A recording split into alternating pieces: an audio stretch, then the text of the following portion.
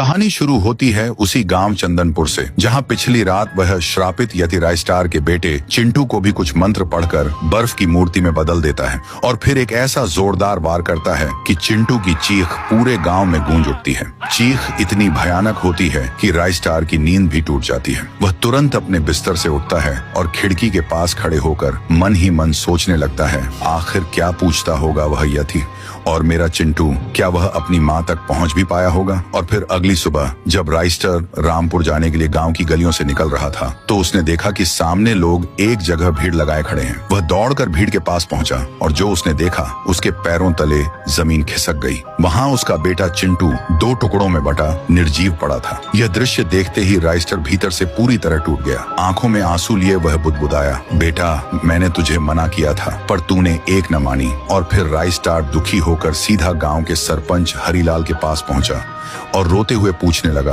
काका आखिर वह श्रापित यति क्या पूछता होगा और क्यों लोगों को वह बर्फ में बदल देता है। हरिलाल कांपते हुए बोले, बेटा यति कौन है, क्यों सबको बर्फ बनाता है, आज तक इसका राज कोई नहीं जान पाया। रायस्टार तुरंत बोला, तो क्यों न हम किसी तांत्रिक को बुलाएं जो इस रहस्य का हल निकाल सके। और फिर अगले दिन पूरा गाँव इकट्ठा होता है और एक प्रसिद्ध तांत्रिक को बुलाया जाता है। तांत्रिक के आते ही रायस्टार रोते हुए सारी घटना बताने लगा, महाराज मेरा बेटा चिंटू मारा गया, अब आप कुछ कीजिए, आप ही हमारी आखिरी उम्मीद हो। तांत्रिक तुरंत गहरे ध्यान में चला जाता है। कुछ देर ध्यान लगाने के बाद उसके चेहरे का रंग उड़ जाता है। वह कांपती आवाज में बोलता है, जो यह है अत्यंत भयानक है और यह मेरे बस से बाहर है। और इतना कहकर वह तांत्रिक उसी क्षण गांव छोड़कर भाग जाता है। तांत्रिक के जाते ही रायस्टार के मन में अनेक सवाल जन्म लेने लगते हैं। आखिर वह यति क्या सवाल पूछता होगा और तांत्रिक ने ऐसा क्या देखा कि वह डर के मारे गांव छोड़कर भाग गया। और फिर अगले दिन अमावस्या की रात होती है। पूरा गांव गहरी नींद में सोया होता है पर रायस्टार बिना डरे गांव के बीचों बीच खड़ा